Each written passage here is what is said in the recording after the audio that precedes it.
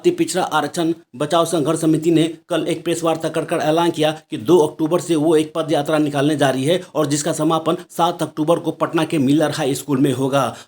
अति पिछड़ा आरक्षण बचाओ संघर्ष समिति ने कुछ जातियों को मिल रहे आरक्षण को समाप्त करने की भी बात कही और क्या कुछ कहा इस कार्यक्रम में, आइए सुनते हैं। एक बड़े आंदोलन के रूप में हम लोगों ने यह बात तय किया है और उसी का आगाज है कि तेली तमोली दांगी को मूल अति पिछड़ा श्रेणी से बाहर करने के साथ साथ 5 सूत्री जो मांग है उसके लिए हम लोगों ने तय किया है कि 2 अक्टूबर यानी महात्मा गांधी जी के जयंती के अवसर पर कर्पूरी ठाकुर की जो जन्म स्थली है पितौंजिया, जिसको आज हम कर्पूरी ग्राम के नाम से जानते हैं, समस्तीपुर में, वहां से कर्पूरी ठाकुर जी के मूर्ति पर माल्यार्पण करके हम लोग परसों यानी 2 अक्टूबर को वहां से पद यात्रा का प्रारंभ करेंगे। उस पद यात्रा में हजारों लोग रहेंगे, पूरे बिहार भर के अति पिछड़ा की जो 110 जातियां हैं उसके साथ ही उसमें शामिल रहेंगे। उस रथ पद यात्रा का हरी झंडी दिखा करके जो वहां के कर्पूरी ठाकुर जी के जो बड़े सुपुत्र हैं और आज के तारीख में माननीय राज्यसभा के सांसद हैं आदरणीय रामदास ठाकुर जी, उसको हरी झंडी दिखा करके पद यात्रा को रवाना करेंगे कर्पूरी ग्राम से। और 2 अक्टूबर से चलते चलते विभिन्न रूटों से चलते चलते विश्राम करते करते 7 अक्टूबर को हम लोग पटना पहुंचेंगे और पटना में मिलर स्कूल का मैदान पहले से बुक है।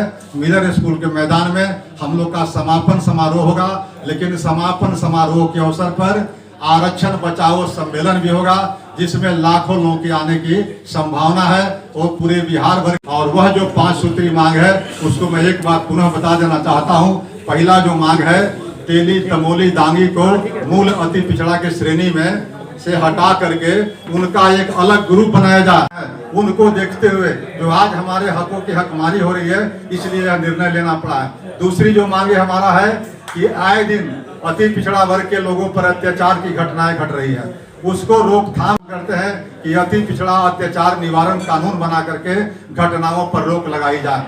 तीसरी मांग है कि बिहार राज्य में पंचायती राज और निकाय की में आरक्षण लागू हो गया है। आरक्षण अभी जो मिला हुआ है वो है 20%, लेकिन 20% आरक्षण को हम लोग मांग करते हैं कि अभी टोटल आरक्षण है 37%। 50% तक का सीलिंग का ये व्यवस्था थी, लेकिन सर्वोच्च न्यायालय की जो घोषणा हुई है उसके बाद वह सीलिंग भी खत्म हो गया। 50% का जो सीलिंग था, इसलिए 20% से बढ़ा करके आरक्षण 33% किया जाए और 16% है शेड्यूल कास्ट का, 1% है शेड्यूल ट्राइब्स का, यही वर्टिकल आरक्षण है। इसलिए हम लोग चाहते हैं कि कम से कम 50% तक संविधान में संशोधन करने की आवश्यकता नहीं है। यह 3 मांगे जो है बिहार सरकार, जो 2 मांगे और है वह है केंद्र सरकार से। केंद्र सरकार से क्या है? चौथा मांग है रोहिणी कमीशन। रोहिणी कमीशन आप लोग देखे होंगे कि आज मंडल कमीशन को लागू हुए 32 साल लगभग हो गए, लेकिन मंडल कमीशन के 32 सालों के लागू होने के बाद जो विसंगतियां उत्पन्न हुई कि मात्र कुछ जातियों को इसको लाभ मिला और 3000 से अधिक जातियां आज इससे वंचित रह गई है। तब जाकर के अक्टूबर 2017 में रोहिणी आयोग बनी थी और रोहिणी आयोग ने 2023 में 31 जुलाई 2023 को अपनी रिपोर्ट राष्ट्रपति के यहाँ सबमिट कर दी है। सार्वजनिक नहीं हुआ है, इसलिए हम लोग मांग करते हैं कि रोहिणी आयोग का रिपोर्ट सार्वजनिक किया जाए और उसी के आलोक में जो बिहार के अंदर एक कर्पूरी फार्मूला कर्पूरी जी ने दिया था उसके आलोक में अति पिछड़ा और पिछड़ा का आरक्षण केंद्रीय स्तर पर किया जाए। और 5वां जो और अंतिम जो है वह हमारी मांगे है कि 5वां मांग है कि जिस तरह से वंचित तबकों के उत्थान के लिए जननायक कर्पूरी ठाकुर और दशरथ मांझी पहाड़ पुरुष और तीसरे हमारे अब्दुल कयूम अंसारी साहब का योगदान है, इनको मरने के बाद इनको भारत रत्न से सम्मानित किया जाए। यह 5 सूत्री मांग है।